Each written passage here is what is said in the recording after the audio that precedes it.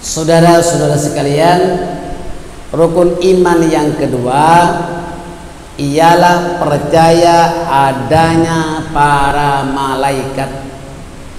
Malaikat ialah makhluk Allah yang gaib, yang tidak dapat dilihat oleh manusia kecuali orang-orang yang ditinggikan derajatnya seperti para nabi, para rasul dan sebagainya. Dan malaikat ini bisa bertukar-tukar wajah.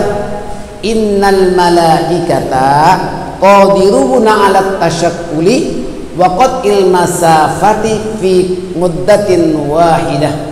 Sesungguhnya malaikat dapat bertukar rupa dan dapat memotong jarak yang jauh dalam tempo yang amat singkat. Itu malaikat.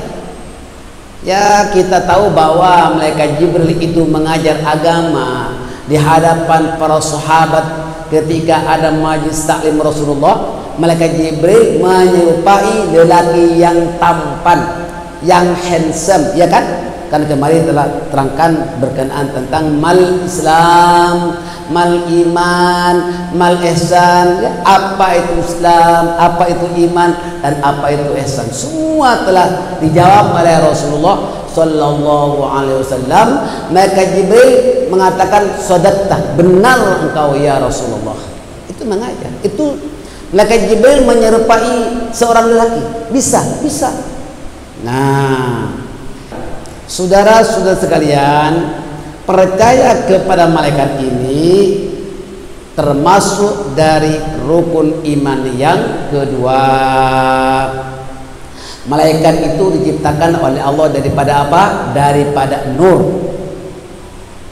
Diciptakan oleh Allah sebelum manusia, lebih awal daripada manusia. Maka itu kita harus tahu sifat-sifat malaikat. Malaikat itu ya tidak makan, tak minum, tidak buang kotoran, tidak penat, tak tidur, tidak mempunyai nafsu, tidak mempunyai kelamin, tidak mempunyai keturunan, senantiasa patuh taat kepada Allah Subhanahu wa taala. Itu dikira utusan Allah Subhanahu wa taala. Jumlah malaikat tidak pernah disebutkan, namun jumlah mereka banyak sekali. Malaikat itu tak berkira.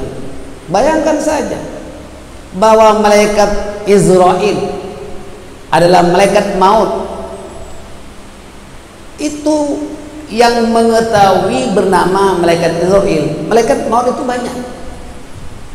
Dan datangnya malaikat maut itu kepada seorang hamba Allah berbeda-beda, tak sama wajahnya, tergantung kepada hamba itu. Kalau hamba itu orang yang amat kuat imannya dan beramal soleh, maka malaikat datang kepadanya dengan wajah yang menyenangkan. Tetapi sebaliknya, kalaulah malaikat maut datang kepada orang yang durhaka, yang banyak dosanya, tidak mau bertaubat, terlambat bertaubat, maka jelas sekali malaikat itu menampakkan wajahnya dengan wajah yang menyeramkan, yang menakutkan. Wallahu a'lam. Ya, tak sama datangnya malaikat maut itu. Ya, nyawa manusia pun dicabut oleh malaikat bermacam-macam. Ada yang dicabut daripada arah kanan, ada yang dicabut daripada arah kiri, dan ada dicabut daripada embunan ke atas. Wallahu a'lam bishawab. Jelas itu malaikat. Dan malaikat yang wajib diketahui hanya 10 malaikat, ya kan? Antara lain yaitu malaikat siapa?